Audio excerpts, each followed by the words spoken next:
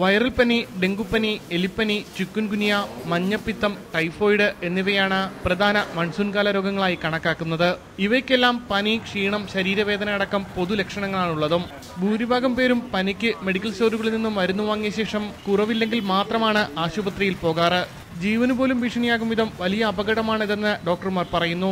കൊല്ലം ജില്ലയിൽ H1N1 ബാധിച്ച് മരിച്ച എല്ലാവർക്കും സ്വയം ചികിത്സയാണ് വില്ലനായതെന്ന് ജില്ലാ ഡെപ്യൂട്ടി DMO ഡോക്ടർ R. സന്ധ്യ പറഞ്ഞു. H1N1 നമുക്ക് ഏകദേശം ഒരു 12ഓളം മരണം ഉണ്ടായിട്ടുണ്ട്. എല്ലാ കേസിലും ആശുപത്രിയിൽ റിപ്പോർട്ട് ചെയ്ത് പനി തുടങ്ങിയിട്ട് ഇവരെത്താൻ ഒരു 7 ദിവസത്തിൽ കൂടുതൽ താമസിച്ചു.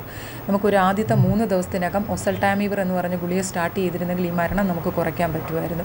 ഡെങ്കു ഏകദേശത്തോളം സ്ഥിരീകരിച്ച 3 മരണങ്ങൾ ഉണ്ടായിട്ടുണ്ട്. ഡെങ്കുപ്പനി ബാധിച്ചവർ ഇതറിയാതെ മെഡിക്കൽ സ്റ്റോറിൽ നിന്നും ശരീരവേദനയ്ക്കുള്ള മരുന്ന് വാങ്ങിക്കഴിച്ചാൽ ആന്തരിക രക്തസ്രാവം ഉണ്ടായി മരണത്തിലേക്ക് വരെ നയിച്ചേക്കും. സ്വയം ചികിത്സ പോലെ തന്നെ അപകടകരമാണ് 2 തരം ചികിത്സാ രീതികൾ ഒരേ സമയത്ത് പിന്തുടരുന്നത്.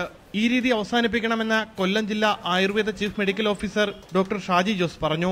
മൺസൂൺ കാലത്ത് മനുഷ്യ ശരീരത്തിന്റെ പ്രതിരോധശേഷി കുറയുകയും രോഗാണുക്കളുടെ ശക്തി കൂടുകയും ചെയ്യും. രോഗപ്രതിരോധ ശേഷി കൂട്ടാനുള്ള ശ്രമങ്ങളും മഴക്കാലത്ത് ഉണ്ടാകണമെന്നാണ് ഹോമിയോ ഡോക്ടർ ഗിരിശങ്കറിന്റെ അഭിപ്രായം. ഹോമിയോപ്പതിയുടെ ഒരു കാഴ്ചപ്പാടിൽ പറയുകയാണെങ്കിൽ തീർച്ചയായിട്ടും രോഗലക്ഷണങ്ങളെ അടിസ്ഥാനമായിട്ടാണ് രോഗം നിർണയവും അതോടുകൂടി തന്നെ മരുന്നും നൽകുന്നത്.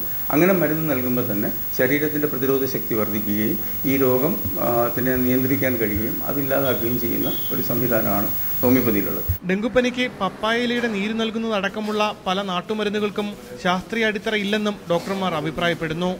രോഗങ്ങൾ തിരിച്ചറിയാതെയുള്ള സ്വയം ചികിത്സ മരണത്തിലേക്കുള്ള വഴിയായേക്കാം. മഴയല്ല രോഗം. ഉമേഷ് ബാലകൃഷ്ണൻ, ന്യൂസ് 18 കൊല്ലം.